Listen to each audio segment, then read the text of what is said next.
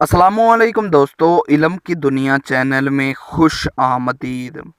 दोस्तों, इंसान सदियों से आईने का इस्तेमाल करता आया है, कभी मुस्तकबिल का हाल जानने के लिए, कभी किसी को डराने के लिए, कभी किसी से सच उगलवाने के लिए। कभी आईना दौलत की निशानी और कभी बदकिस्मती की अलामत समझे गए। लेकिन जब बात आईने पर आती है तो बहुत कुछ ऐसा भी है जिसे आंखें देख नहीं सकती। आईना यकीनी तौर पर कुछ खास ही है। ये हमें अपने आप को या किसी और को देखने का मौका फराहम करता है।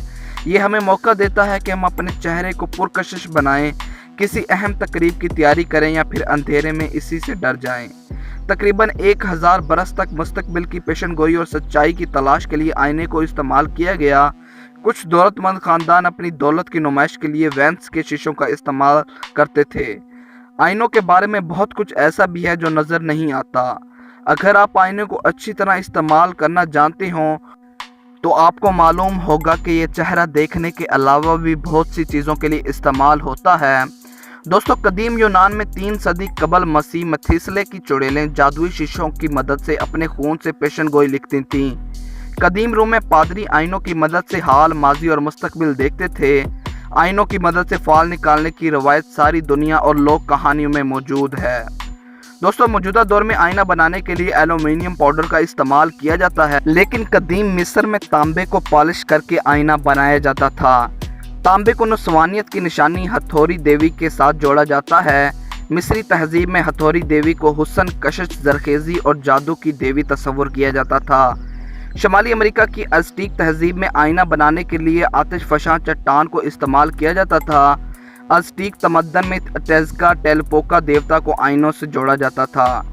टेज़का व टेलपोका देवता, जिसे वक्त और असलाफ की यादों का देवता माना जाता है, वो आईनों की मदद से ज़मीन और ज़ेर ज़मीन दुनिया को देखता था। दोस्तों, चीन में आईनों को कमरी तवानाई को काबू में लाने के लिए इस्तेमाल किया जाता था। कहा जाता है कि चीन में एक शहनशाह को जादुई आईने की मदद से बादशाहत मिल गई थी। सल्तनत के पहले सुल्तान कांशी हुंग को 25 कबल मसीह में इस वक्त सल्तनत मिल गई जब उन्होंने दावा किया कि ऐसे लोग जो आईना देखते हैं, आईना इनके अंदर की खूबियों को भांप लेता है।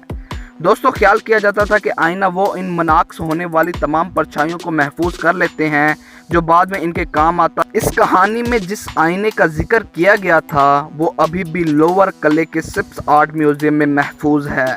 दोस्तों, आईनों के साथ कई तोहमात भी जुड़ी हुई हैं, जैसे कि अगर आप आईने को तोड़ देते हैं तो 7 साल तक बदकिस्मती आपका पीछा करेगी। दोस्तों, रोमन तहजीब में ये समझा जाता था कि अगर आप आईना तोड़ देते हैं तो आपकी रूह शीशों के टुकड़ों में फंस जाएगी और 7 साल तक फंसी रहेगी, क्योंकि हर 7 साल बाद ज़िंदगी एक नया चक्कर काटती है।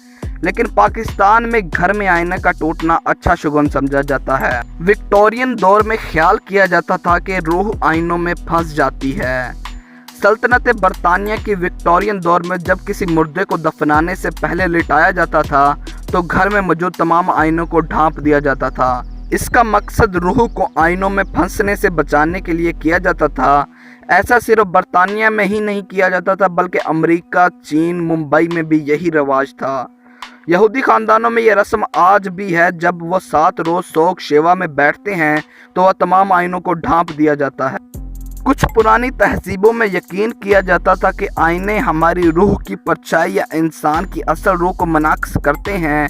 ये ख्याल इस एतकाद की बुनियाद हो सकता है कि भूत और प्रेत की कोई रूह नहीं होती जो आईने में मनाक्स हो सके। दोस्तों, आज की इन्फॉर्मेशन आपको कैसी लगी? कमेंट सेक्शन में अपनी राय का इजहार ज़रूर कीजिएगा और मज़ीद ऐसी वीडियो देखने के लिए हमारा चैनल सब्सक्राइब करें। मिलते हैं अगली वीडियो में। अल्लाह हाफ़िज़।